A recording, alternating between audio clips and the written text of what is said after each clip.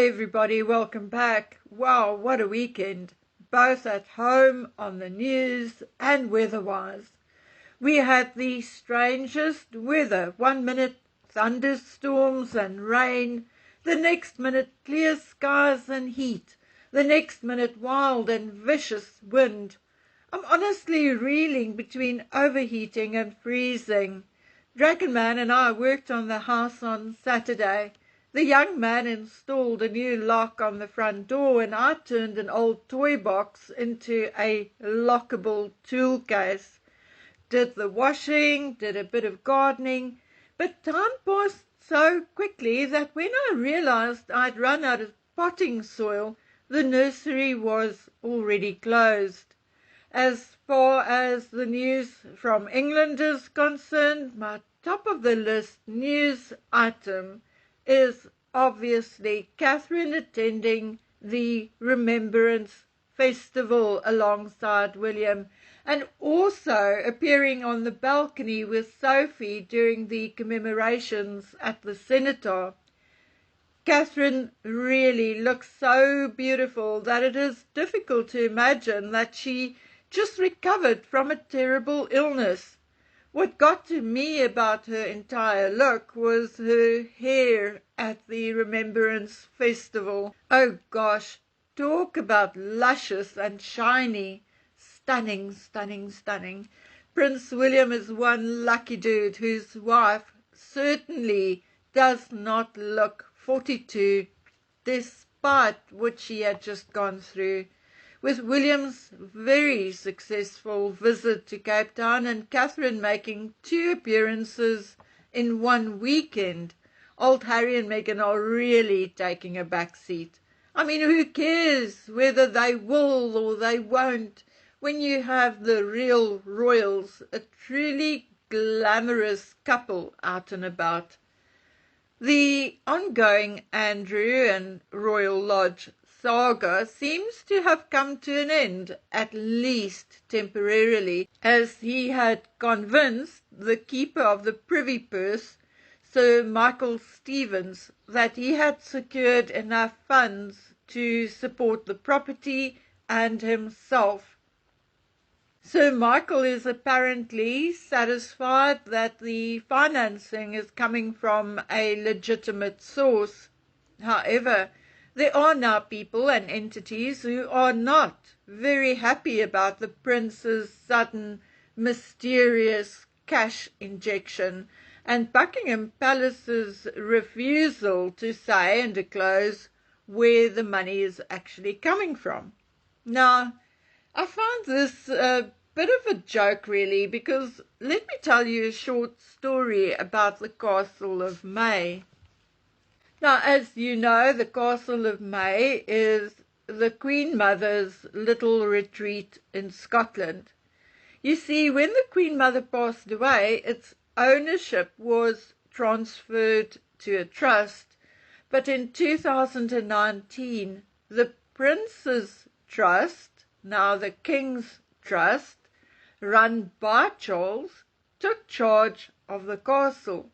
At the time, his intentions sounded very noble, and in his own words, his priorities were the preservation of buildings and monuments, the promotion of historical and architectural education, etc., etc. Today, the castle offers a bed and breakfast, and Charles visits annually before he moves on to Balmoral. However, the reason why I'm mentioning it is because the then Prince Charles restored the Castle of May almost completely with donations made to him and or his foundation, some rather suspect and very controversial, like those from Bruno Wang, a Taiwanese fugitive, from Dr. Bin Mahfouz, who scored an honor and citizenship in return, and Dmitry Lyus, a Russian, although it is said that Lyus's money was actually given back to him. So if Charles could do it, I mean, why can't Andrew? After all, both properties, the Castle of May and Royal Lodge, are tied to the Queen Mother. The Queen Mother lived at Royal Lodge until 2002. Anyway, I mean, I'm just saying, Charles would not have divulged the sources of these donations, but, I mean, it was discovered by the likes of a couple of investigative journalists, okay? But as far as I'm concerned, the two scenarios are very, very similar. But it appears that in Britain, what's good for the goose is not always good for the gander. Just saying. You know, this brings me to something different. Over the years, there had been a number of royal scandals, and if some of those had not been so tragic, it would have made a brilliant comedy when watched from a completely different perspective. Now, over the weekend, I listened to and read different points of view concerning the Duchy of Lancaster and the Duchy of Cornwall, and the money they earn from renting properties to the likes of the NHS and charities. Now, I'm not going to comment on it, not yet anyway, because I do not know enough about it yet to even form an opinion. You know me, I have to look into every little detail.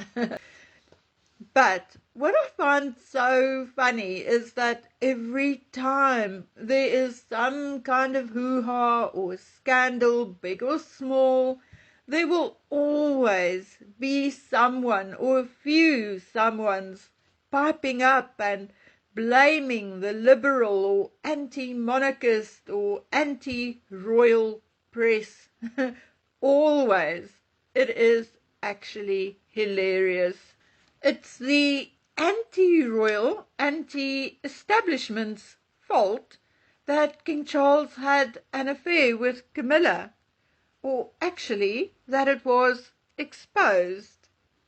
It is the anti-royal press's fault that Harry and Meghan left England.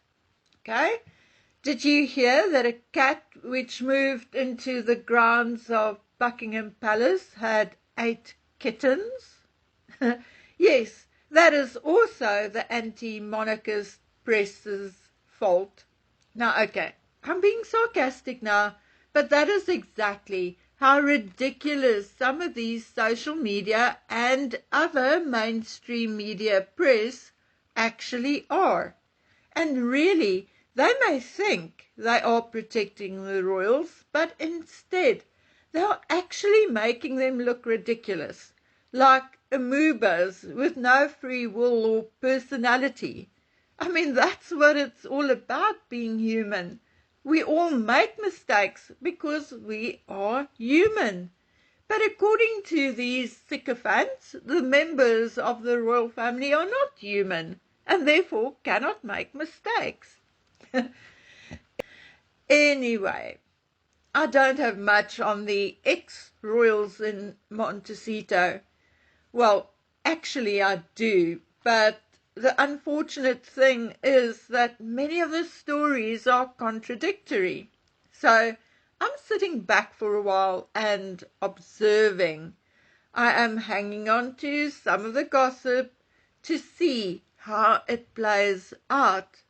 And it is not that I do not believe these people, but I'm fully aware of how Meghan manipulates people and plants stories. So right now and until I'm comfortable that some of the stories are likely true, I'm flying a little under the radar where the Sussexes are concerned.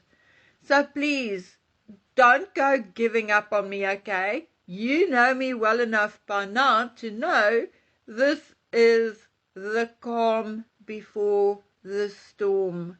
So hang in there. Okay, guys, my daughter's on her way back home, so Dragon Man and I have to tidy up a bit so she can see that we did not do nothing all weekend. And I mean, we didn't. But in the process, we made a huge mess. So I'll see you tomorrow, and until then, I want you to take good care of yourselves, okay? Okay then, bye.